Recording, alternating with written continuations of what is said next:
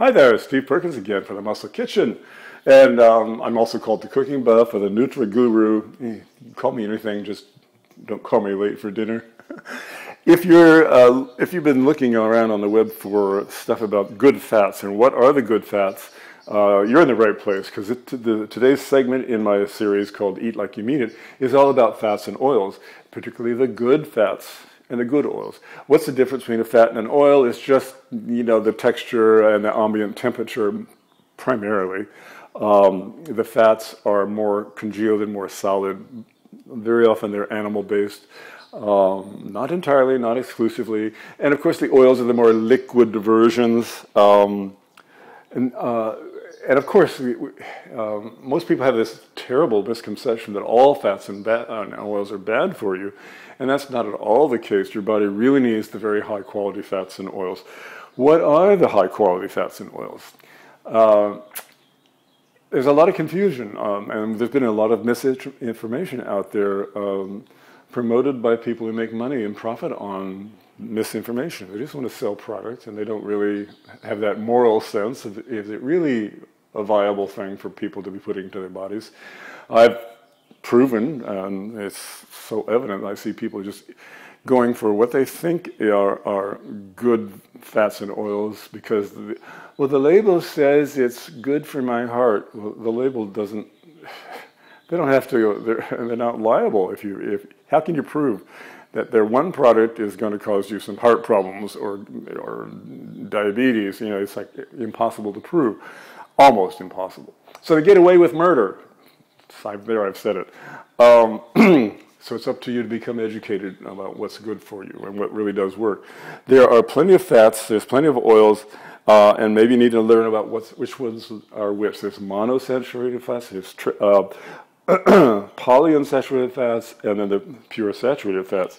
The last one is what were the ones we want to avoid. Saturated fats are primarily from beef, full-fat dairy products often have them, and the artificial hydrogenated vegetable oils and nasty stuff. Anything that's artificially anything, I just avoid it just across the board. If it's been, processed to the point of its profitability, then it's probably not good for me or you.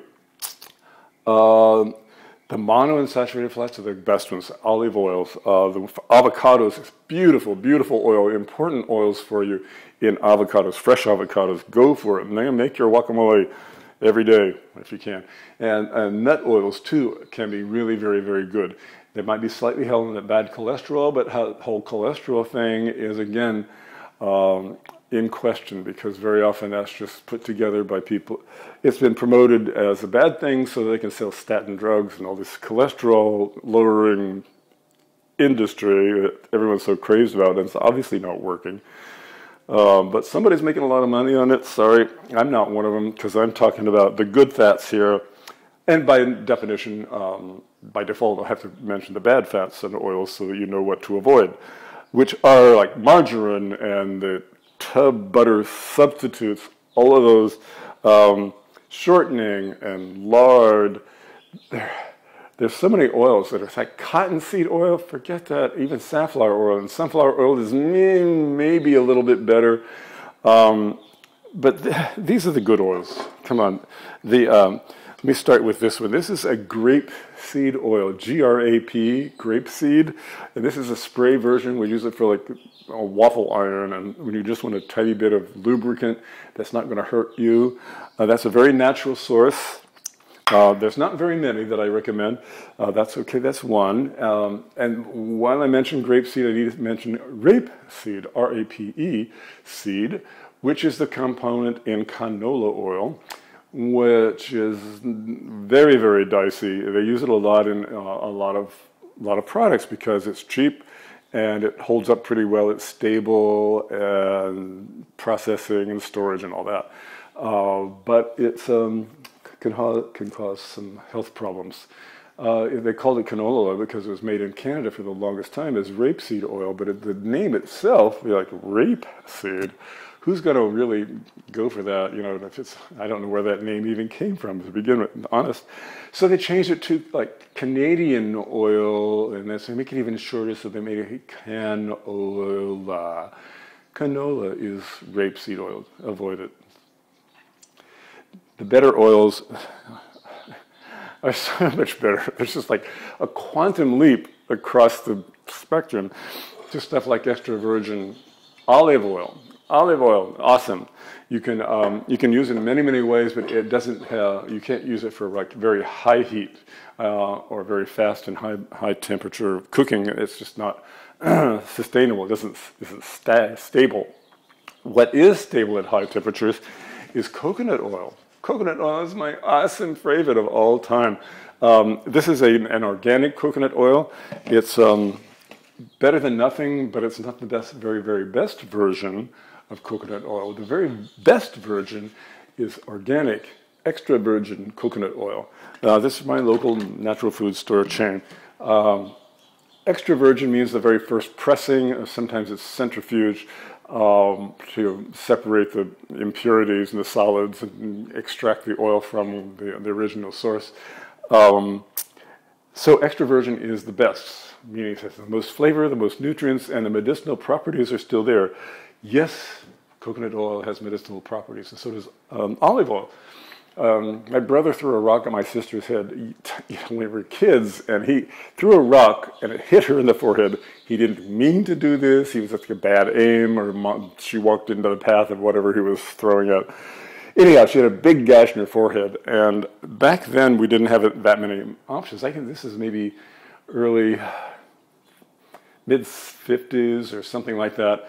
And so my mom kept putting olive oil on the boo-boo, and it never did scar. I mean, it healed, but never did leave a scar. Something's going on with that. So think about this. The really good oils have some medicinal properties. I can certainly attest to that with organic extra virgin olive oil. I was diagnosed with hepatitis C, and my doctors wanted to put me on all these crazy medications. And it was not a very virulent variety of hepatitis C.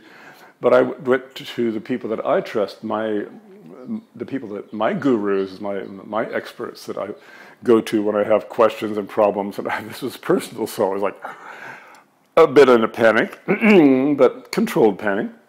They all recommended 6 tablespoons of organic extra virgin coconut oil every day. 6 tablespoons a day. That's quite a bit. At first I thought, oh my God, how can I do this? How can I do this? And taking it straight, just like that, was iffy, especially in the wintertime. It congeals, so it's solid. In the summertime, it's very liquid. Like here, this is 80 degrees here, 85 degrees here in Palm Springs. It's very liquid. In the wintertime, it's solid, just in the container. Anyhow, it's so 6 tablespoons. I put in my smoothies and soups. I put, I counted. I had a piece of paper on my cabinet here, and hatch marks. It's 6 tablespoons a day. Sometimes they've only made 4. I felt terrible. And the next day I would try to make 7 or something to kind of compensate, which kind of worked. But you can also fry with it. It has a very high burning point, so you can actually deep fry with this, but that would be very, very expensive to deep fry with this much coconut oil. Yeah, maybe you could do it, certainly. But deep frying, that's not necessary. There's always some other better way to cook than deep frying. And it works topically. You put it on your skin. So I get a little bit of, I like messy cook or something. I was in a hurry, got some on my hands. I just rub it on my skin, wherever, put it on my body. And it absorbs. It has the same medicinal properties, and the beneficial nutrients are delivered through the skin. The skin is the largest organ that we have. It breathes, it exudes, it expels, it absorbs, and it expels waste material in the form of sweat and the skin that sloughs off. Fascinating thing. So coconut oil is just amazing. Yes, it took 6 weeks. And I did a lot of juicing at the same time during this protocol. My doctors kept going, oh, there must be a lab glitch. And it was like, they couldn't believe that there's something was that didn't come out of a pharmaceutical lab was working. Well, it certainly did work. And to this day, I do a maintenance of coconut oil, maybe 2 tablespoons, maybe 3 tablespoons a day. It just kind of varies with my stream of consciousness, but it works. I mean, the hepatitis C it's not existent any longer. Okay, I'm digressing a bit, but it's a very important deal to know about coconut oil. Suzanne Summers' house in Malibu burned down. You know Suzanne Summers from, was it Happy Days or whatever it was?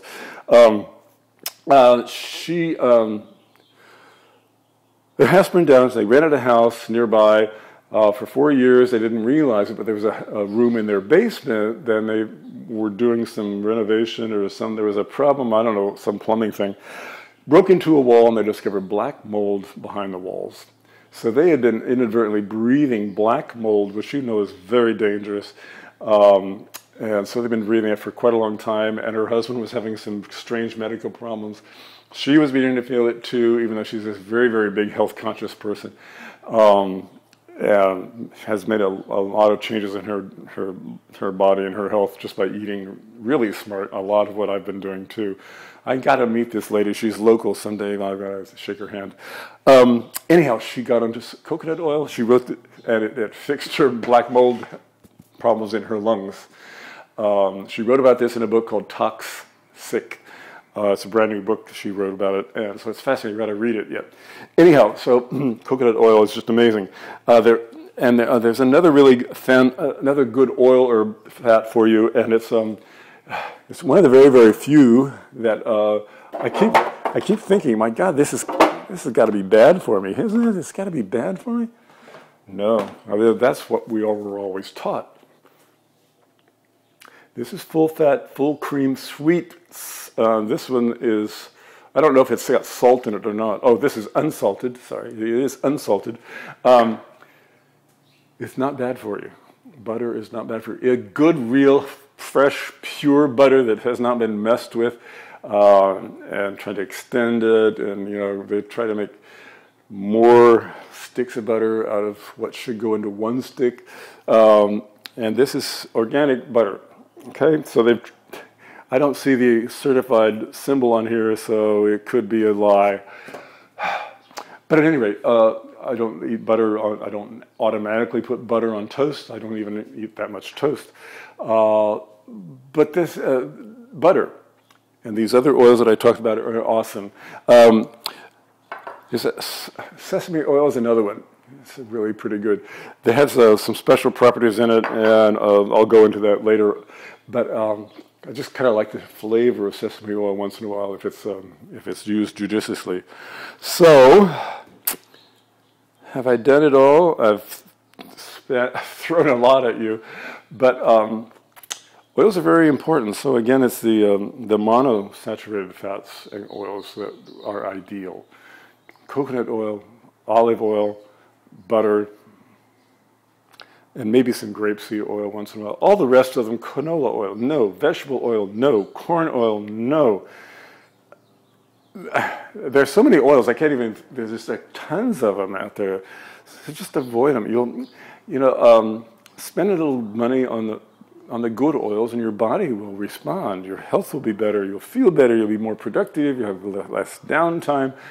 The whole Muscle Kitchen premise is about doing the best for your body so that you live a more higher quality of life. Isn't that what we're all looking for? Anyhow, so this is pretty much it. There's a lot more information about how to take care of your. I don't have a full-time job now. I'm pretty much retired, but I'm working on this.